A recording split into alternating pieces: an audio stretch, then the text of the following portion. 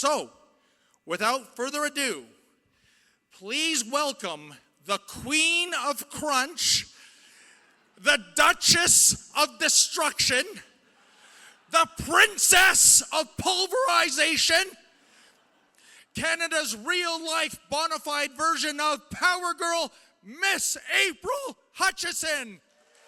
Women of powerlifting are, we're outraged, we're angry, we're hurt, we're offended. We're basically every emotion except for happy. I am the one being punished for speaking truth, yet he can mock females and say, call me a bigot, incite hate, and nothing's being done about that. When it comes down to sports, which is my platform, it's bodies that play sports, not identities. And we have to stick to biology. We got to call a spade. We have to call a man, and a woman.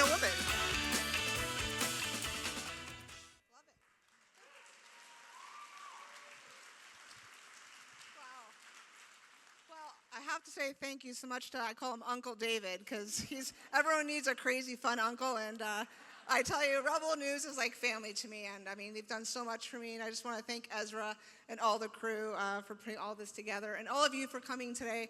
I see some family and some friends here and some familiar faces, and we're all like-minded, so thank you so much for coming.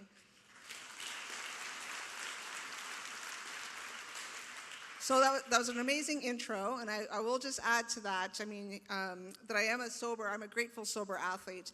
And the reason why I talk about my sobriety is because it has everything to do with who I am today as a person, and it's what got me to this point, basically. I was raised in a very athletic family. I was what they call a rink rat growing up. I don't know if people know that term, but I would basically spend all my weekends in the hockey arenas watching my brother play hockey. My dad was always the coach. So at age 5, I just knew I wanted to play sports just by watching my big brother. And he would win like a trophy or a tournament, and I would steal his trophy, and I'd be like, that's mine, I'm number one. And I had that competitive spirit in me at a very, very young age. My father, who was a retired police officer, one of the good police officers, still around, he would spend relentless hours working overtime just so not only could he put food on the table, so that he could buy me sporting equipment. We all know how expensive that is, but he would work long hours so that I could play the sports, ringette being one of them. And little did he know that getting me into sports would actually save my life later on. And my 76-year-old father's here today, so I want to thank you. There he is. Stand up.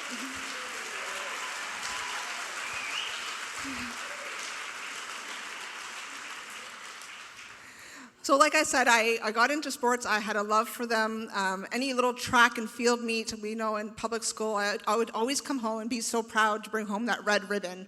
I was the fastest girl in running. I remember the kids in school would trade their lunch money to watch me race the fastest boy. Of course, I always lost, but it was great entertainment back then.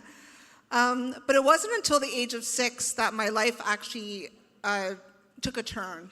I was actually sexually abused by my neighbor. And after that happened, I basically started kind of maybe turning myself into a little boy. I had the little bowl cut. I would wear a boy's bathing suit. I would hang out with my brother and his friends, kind of blend in, because my little 5-year-old, 6-year-old brain was saying, well, if I turn myself into a little boy, that no men will ever touch me again. Now, it's funny, I really just realized this all now, since all this transgender, all this ideology has been coming out. And when I realized that, I obviously cried, because I thought, wow, look how smart a 6-year-old was to try to protect myself so I would never be abused again or touched. So going forward, when I was about 12 years old, I was hitting puberty. So as we all know, that's probably the most uncomfortable time for any child to go through. So I couldn't hide anymore. I was, turning into a young woman. I was going through puberty. My body was developing, and I hated that. So I would wear hoodies. I would do anything I could to hide that. But that was when I had my first taste of alcohol. And that's what helped me. And as soon as I had that taste, I think it was like what was it, Dad? Orange juice and champagne. And I just remember tasting it, and I loved it, and I got hooked. And I thought, well, you know what? This takes away all my uncomfortable feelings. I don't have to hide myself. I have this alcohol that can help me deal with life terms and all the awkwardness of going through puberty, whether it be dating boys or, just doing something on my own. But during all of this drinking throughout high school, I still played sports. So I was very much a functioning alcoholic. And I think if I didn't play sports my whole life or try to, take care of myself, whether it's eating healthy or getting to the gym, I surely would have died many years ago from my alcoholism. It wasn't until age of 18 that I basically realized that I was a full-fledged alcoholic. I was coming home from high school and polishing off 2 bottles of homemade wine before my parents even got home from work. I basically needed alcohol to do anything in life. I would go rollerblading. I literally would go to the gym, work out, throw up after, and then go have another drink. Because inside, I desperately, desperately wanted to live. Fast forward, the death of my mother when I was 25 just probably made my alcoholism even worse. Fast forward even more years, and my doctor sat me down and said, April, if you don't quit drinking, you're going to die within 2 years. Now, at that point, my body was shutting down. I was having seizures. I had the shakes. Alcohol at that point was my medicine to survive. I could not go through even 2 hours without having alcohol in my system. So at that point, I tried to quit alcohol on my own, which was a huge mistake, and it wasn't achievable. I tried to cut down. I tried to go through half a day without it. Again, I was having seizures. So at that point, I really felt helpless. I didn't have a job at that point. I didn't have a relationship. My boyfriend and I were on a break because of my drinking. And at that time, I tried to take my own life by taking booze and drugs. Now, this isn't that long ago. This was in 2018. So I don't know if many people know my age. I'm actually 48 years old. So I actually did this in my early 40s. And when I woke up, obviously I survived. I woke up in the ICU unit on a breathing tube. And I can remember hearing the nurse talking to my father saying, well, I think you should get here. And from that point on, I thought, well, how can I do this to my father? It wasn't so much about me, it was how could I do that to my family? So I entered rehab in 2019 at Westover Treatment Center, and I'll actually have 5 years sober coming up this September, which is great.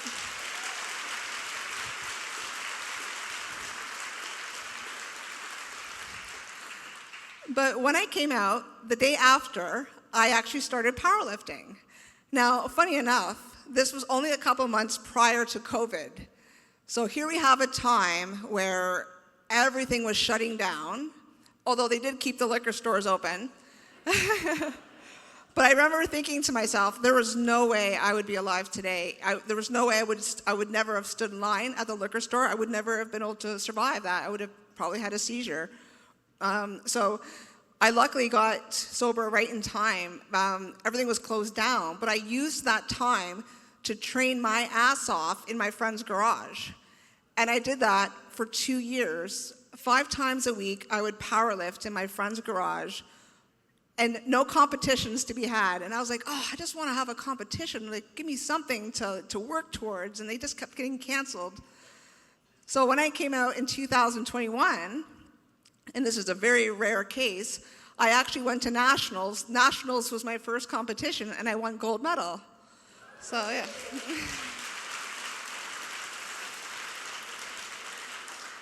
And then after the nationals, I went to North Americans, where I now hold the North American deadlift record. And then I went to Worlds in September of 2022. And I got fourth place at Worlds, so.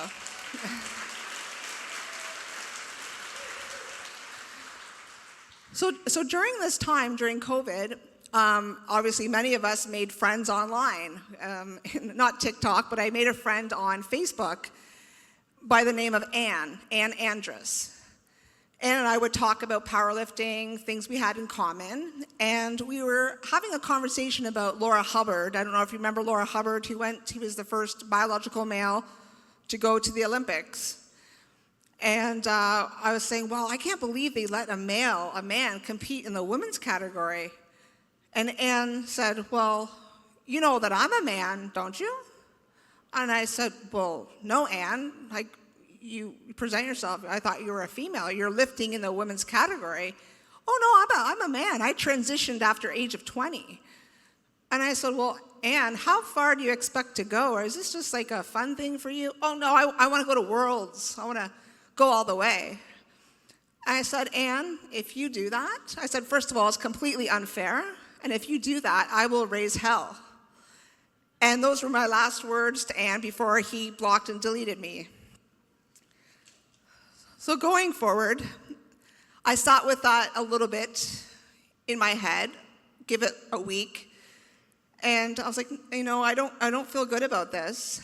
I just can't keep competing and not telling anyone about this, the male and the women's category. So I wrote my federation a 2-page letter outlining all the physical and mental harms that this has on women for making us basically compete against males.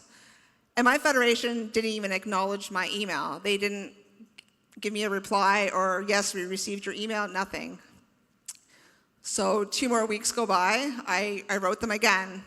Again, no reply from them.